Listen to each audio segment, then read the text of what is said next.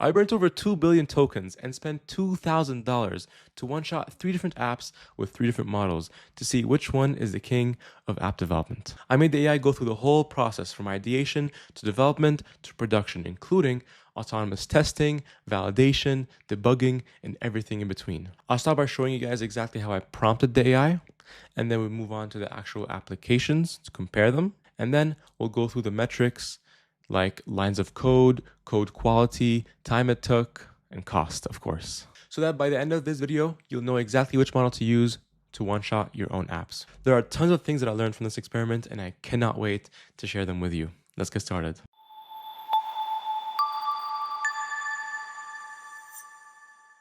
Quick ground rules before we begin. We're comparing Fable 5 with GPT 5.6 Sol in high effort, and we also have 5.5 as a control. Each model will be given the same exact prompt that was generated with the spec-driven development skill, which I'll link down below. Now, if you're wondering how on earth did I manage to get the AI to one-shot all of these apps with no bugs, with good quality of code, that's where loops and verifications come in. As you can see here, I told the AI every implementation task, which we have 17 in here, must satisfy the standing bar before its commit. And one of the bars is the simulator will be checking every single feature that it implemented for each task, which, spoiler alert, was the thing that costed the most tokens as we see in here, but more on that towards the end. But now let us get to the actual apps, starting with our AI calorie tracker. And then we move on to the ChatGPT clone. And then the third one is a wildcard, which we'll get to towards the end. On the left, we have 5.5, middle's 5.6, and then right is Fable 5. I did tell the AI to use calorie, which is built with React Native, as inspiration. But for starters, let us use the scanning feature and see if it actually works. Okay, they're all close to each other in terms of output, but I do like the fact that it has this 94% confidence, unlike these two. But I don't like these tags. If I had to pick one, I'd go with Fable 5. But 5.6 is a very close second. But let us now accept lovely animations. We can see now it is added in here. So overall, I do like the consistency of the shadows here, the borders. Everything looks clean in Fable 5. Unlike in the GPT models, things kind of seem disconnected. And you also have this explore page, which is boilerplate code. I don't know why it's still here. I do like the attention to detail though. For 5.6, it mentions exactly how much we used up and the number of meals we had, unlike Fable 5 and calorie, so it was very proactive in that aspect. Now, regarding the metrics, that's where things kind of go crazy. We will start with the cost. Of course, Fable 5 is the most expensive, and the time. You can see Fable 5 took almost 4 hours, which translates to $74 per hour for Fable 5. And then 32 and 29 for GPT models. Now, in terms of lines of code, they're all relatively similar, at least for the calorie tracker app, but still Fable 5 takes the win on this one. Now, in terms of code quality, Fable 5 also wins in here. But despite 5.5 and 5.6 being the same score in here, the overall score, the tech debt is worse for 5.5, which is a recurring pattern you see for all the apps. FYI, I did use a skill for that, so I'll link it down below. And of course, all the code that we'll be using, including the code base, the skills that I used, will be linked down below. And also, if you're wondering what I used for the backend, it was simply an API route. 80 lines of backend, that's all you need for Expo apps sometimes. I used the OpenAI Agent SDK and just made a post request to it to scan the images. I'll link the documentation for how you can make API routes with Expo. Now, moving on to our second app, which also used the OpenAI Agent SDK to clone ChatGPT. This time, for inspiration, I did use the ChatGPT app because I believe it's pretty good in terms of design. Let's start by seeing if the AI actually works. Who are you? Send. Oh, 5.5 does not work.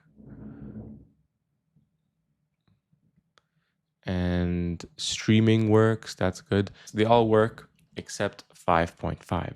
Now, in terms of UI, it's also clear that Fable 5 did a better job. It used the native buttons at the top, even the native sidebar, which I don't think the other two used. You see this transition, it feels off compared to the native transition for Fable 5.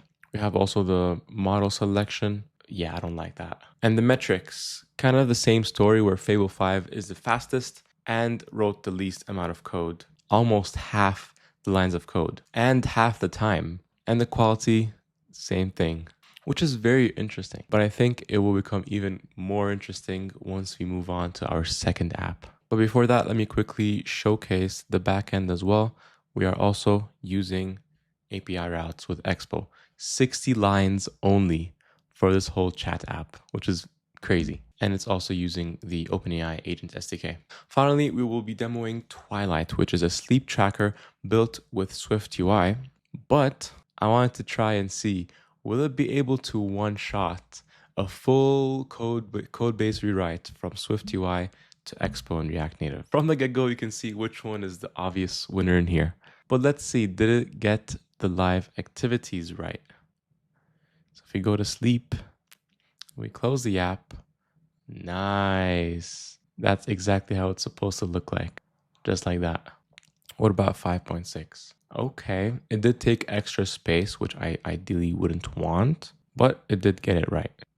Not sure why this is dim, but they all did quite a good job, not gonna lie. And they all had their unique style, and they're all kind of good in their own way. But back to the app, because there's a lot to explore in here. Moving average chart looks good. And then the score also looks really good. I'm actually amazed by how close these two look. I'm assuming it's using SwiftUI in here. So native modules, because it's the same exact chart, same color, same everything. If you continue looking, oh my God, everything looks the exact same. Even in here, they all did a pretty good job for the top part. If we continue moving down, not bad. Could be better though. Sleep debt, sleep credit also looks good. Basically the same as what we have here. And regarding our patterns section, I actually like 5.6 more than here, mainly because of the spacings. I'm not even going to bother looking at this because I'm sure it does not look good whatsoever. What about the logs? There's a lot of native components here. So slide, not native. Slide, that is native. The drop down or the bottom sheet, nice. Oh, new page, okay. Let's see, impressive. If you look at the SwiftUI version, there's a bug. There is a bug in the SwiftUI version that Fable 5 fixed in the Expo version. Crazy. The date selector also works. Date selector also works here. Okay, pretty good job for both models. But as you can see, there's kind of a bug in here. But oh my God, Fable 5. This is genuinely impressive. The coloring as well looks better. Everything looks better, at least in this screen.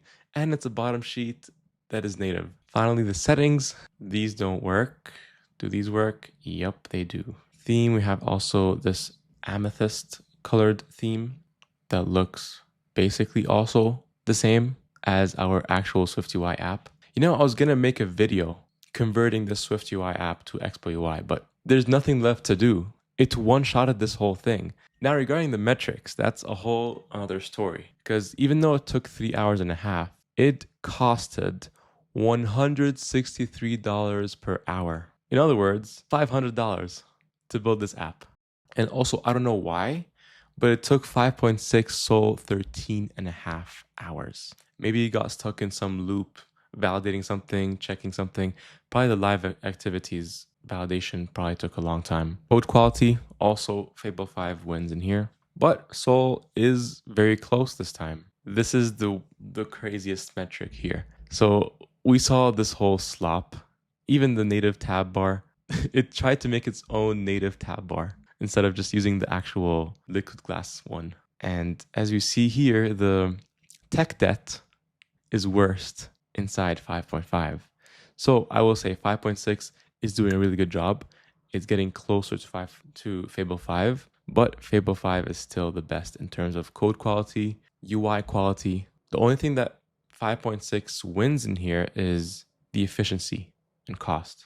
Now, in terms of where these tokens are actually being spent on, a big part of it is Argent and the MCP servers, because Argent was a tool that I used to validate its work every single time it implements a new feature. That's why it's important to have sub-agents validate and test, because for every screenshot you take, for every click you do, all that data, all that metadata gets sent to the context window. That's why it's taking so much credits. And in total, this whole thing took 2 billion tokens. Now, let me quickly share my general thoughts on which model is best for what. Because yes, I agree Fable 5 is the best for almost all cases, but 5.6 is really good at taking a problem that you give it and doing anything in its ability, including going for 13 hours and a half to find a solution for it. It won't stop until it solves this problem. So it's an amazing tool that you can give a problem, whatever it is, and it will find a direct logical solution for it. Whereas Fable 5 is kind of like this senior coworker. It just feels more smart compared to 5.6. And as a result, it writes less code, takes less time. So if you're an entrepreneur who's building apps and trying to validate things, have a thought partner, Fable 5 is the best for that.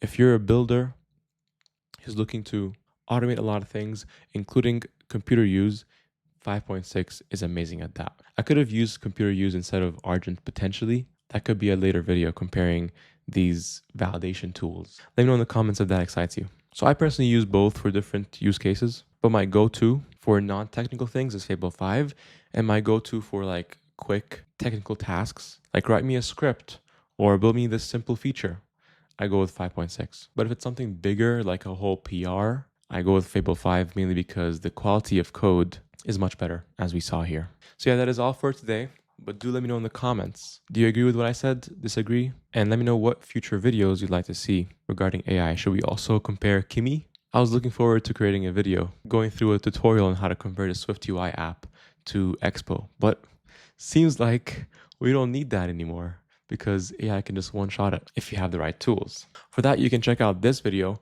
where I dive deep into the tools like MCP servers, skills that will help you build mobile apps with AI. I'll see you guys there.